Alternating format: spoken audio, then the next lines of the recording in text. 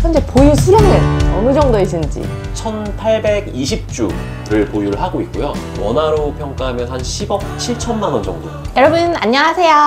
안녕하세요. 네, 쩐업주부예요. 오늘은 미스터 부님을 모셨는데요. 사실 저희 인터뷰 초창기에 나와주셨던 분이세요. 네, 맞아요. 네, 그런데 여전히 꾸준하게 성공적으로 적립식 장기 투자를 하고 계셔서 오늘 모시고 여러 가지 궁금한 점 많이 여쭤보도록 하겠습니다. 안녕하세요. 네, 안녕하세요. 초대해 주셔서 감사합니다. 벌써 두 번째 출연이네요. 네. 네, 저는 S&P 500 ETF인 부의 적립식 장기 투자를 6년째 하고 있는 미스터 부입니다. 반갑습니다. 네, 반갑습니다.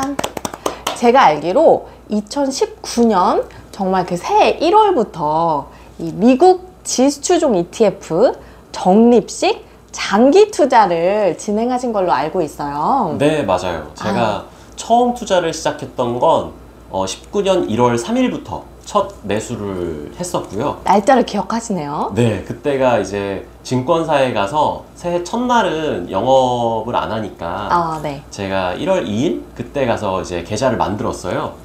그러고 나서 환전한 이후에 1월 3일부터 투자를 시작을 했었습니다.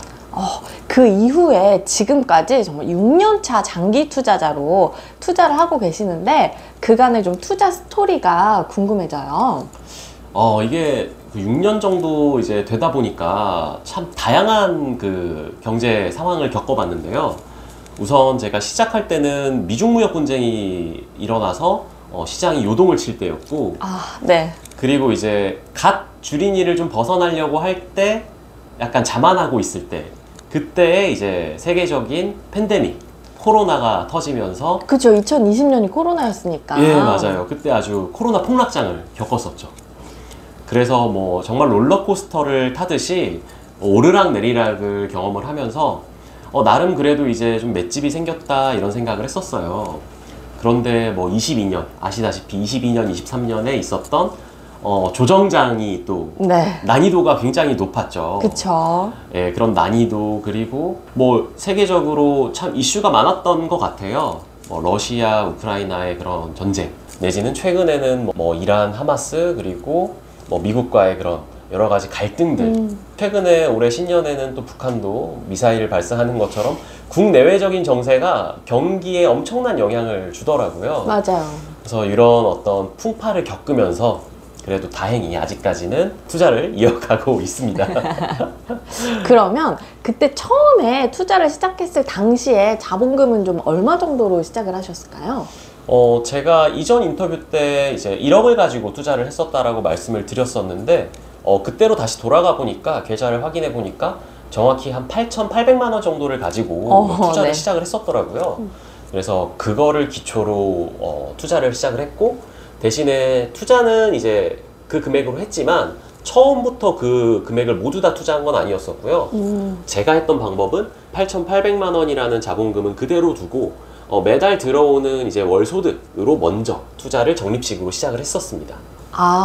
그러면은 처음부터 큰 목돈을 투자한 게 아니라 조금씩 일정 금액을 투자하면서 약간의 연습을 하신 거네요? 네, 맞아요. 한 번에 이렇게 투자를 하려다 보니까 제가 아까 말씀드렸던 것처럼 당시 미중무역 분쟁 때문에 주가가 계속 하락하던 시기였었거든요.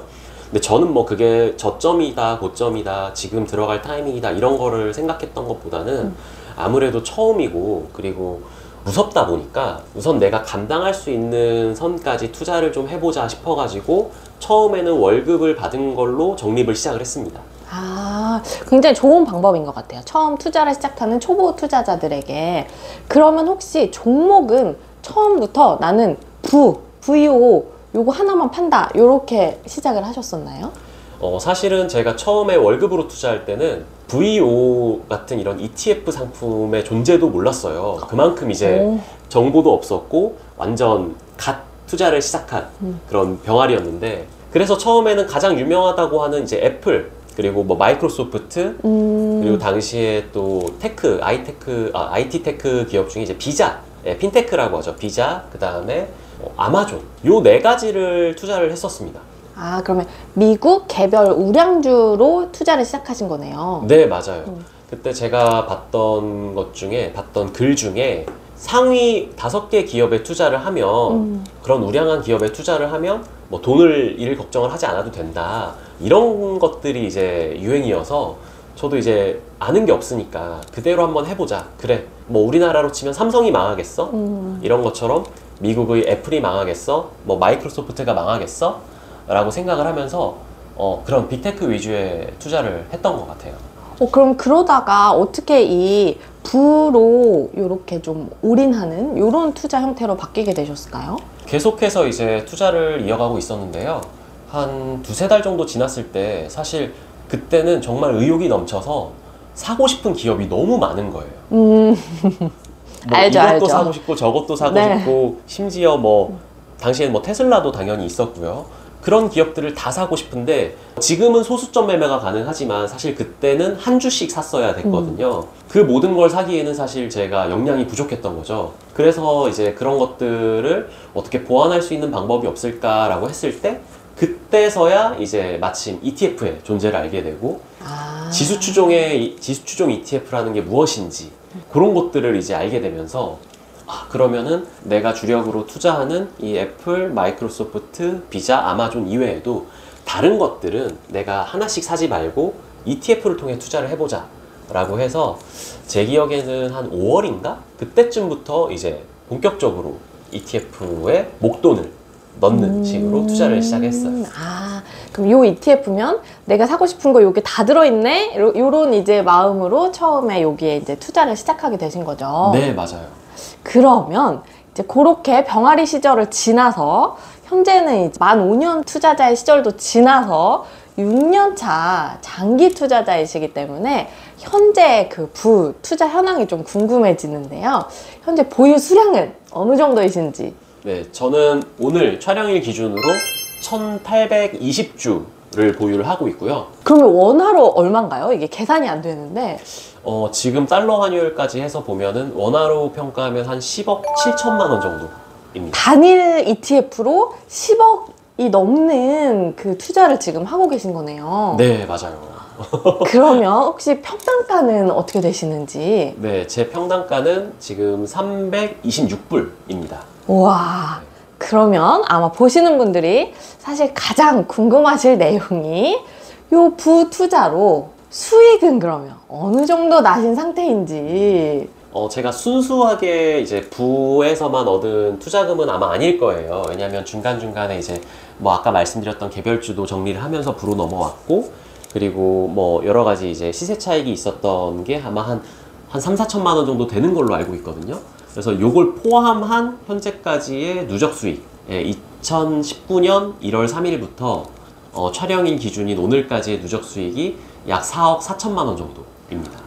와, 그래도 어쨌든 주력 투자는 지수 추종 ETF 장기 투자였던 건데 요거 투자해서 뭐 돈 크게 안 된다 이런 분들이 사실 많으신데 요걸로 지금 4억이 넘는 수익이 발생을 했다. 네, 요걸 맞아요. 지금 몸소 보여주시는. 네, 물론 뭐 제가 실현한 건 아니지만 평가 수익일 뿐이지만 저도 참 얼떨결에 이렇게 됐다라고 생각이 들 정도로 어느새 이렇게 되어 있네요.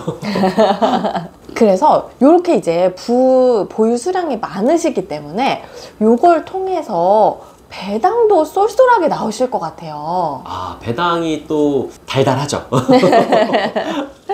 그래서 월로 치면 어느 정도씩 지금 들어오고 있는지. 23년 기준으로 부에서만 나온 배당을 제가 세전 기준으로 보니까 한 1,400만 원 정도를 받았더라고요. 이게 뭐 제가 23년 초에부터 지금 수량은 아니었고 조금씩 이제 늘어왔다 보니까 23년은 아마 초에는 1,700주 정도, 그리고 이제 23년 말에는 1,820주 정도 이렇게 됐었거든요.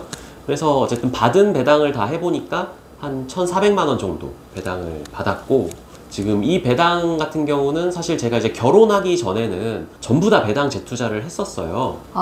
네네. 배당 재투자를 하면서 이제 계속해서 투자금을 늘려왔는데, 지금은 이 배당을 사실 뭐 원화로 환전해서 다시 쓰는 건 아니지만 이 배당만큼을 월세로 사용을 하고 있습니다. 네네. 네, 그래서 사실상 이제 배당금은 재투자라기보다는 이제 월세로 활용을 하고 있고, 지금은 이제 앞으로는 이제 배당금이 늘어나면 늘어날수록 뭐 다양한 뭐 생활비도 좀 커버를 하고 통신비도 좀 커버를 하고 이런 식으로 이제 좀 활용을 해볼까 하고 있습니다. 아, 그래서 부님 같은 경우에는 지금 부동산도 안 갖고 계시고 자동차도 안 갖고 계시고 금융자산에 지금 올인을 한 요런 그 자산 구성을 갖고 계신데, 그래서 부동산은 어떻게 해결하고 계신가 궁금했는데 이런 식으로 부배당금을 통해서 월세를 해결하는 형태로 주거 문제는 해결하고 계신 거네요. 네, 아무래도 이제 제가 부에 이렇게 투자를 하고 있다고 생각하시는 분들 중에 그러면은 부동산도 있으시고 뭐 이렇게 부도 있으신가 봐요 라고 하시는데, 제가 그렇게 그 능력 있는 사람은 아니고요. 사실 부동산도 30대시니까 아직. 네, 사실 이제 부동산 같은 경우는 누구나 다 가지고 있는 그런 꿈이잖아요. 뭐 이건 우리나라뿐 아니라 세상 모든 뭐 청년들 또는 모든 사람들의 어떤 꿈이지 않을까 싶어요. 어떤 나라에서도. 그런데 부동산을 하자니 제가 주식을 멈춰야 할 것 같고 양자택일을 할 수밖에 없는 상황이긴 했어요. 왜냐면 두 가지 다 쫓을 수 없기 때문에. 그런데 저는 주식으로 우선 투자를 하고 있었고 또 거기에서 성과도 보고 있었다 보니까 아무래도 하나로 좀 밀어붙이는 게 좋을 것 같다라는 판단 하에 계속해서 이제 부동산은 멀리하고 금융자산인 부에만 좀 투자를 하고 있는 거죠.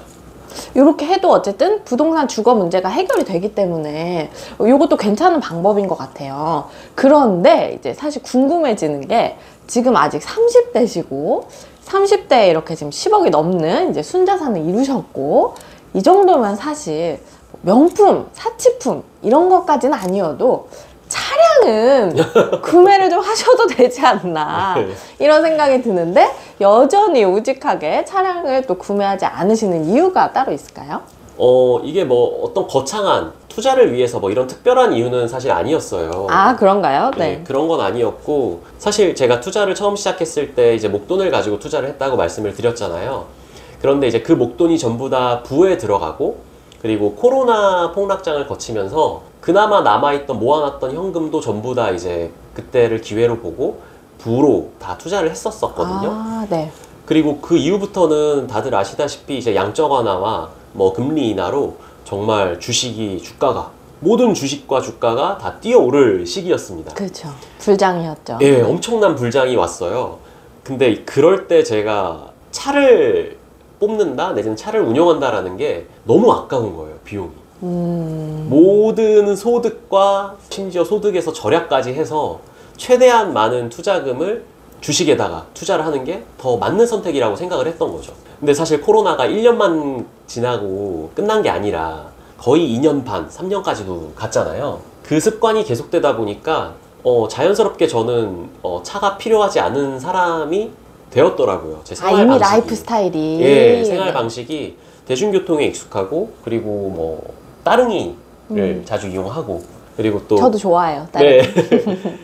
사실 직주 근접으로 좀 집의 위치, 그 거주지의 위치가 좀 바뀌었어요. 또 그러다 보니까 정말 차가 필요해서 사는 게 아닌 이상 그냥 뭐 생활에 쓰려고 그런 걸 이제 안 하다 보니까 자연스럽게 좀 차를 멀리하게 된 것 같아요. 아, 네네. 좀 말씀을 들어보니까 이해가 되는 것 같아요. 네.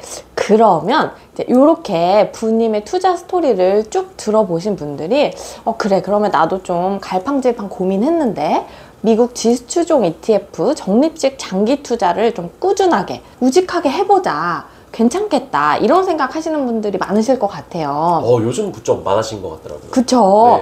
네. 그런데 막상 이제 시작하려고 보니까 지금 미국 시장이 너무 고점인 거죠.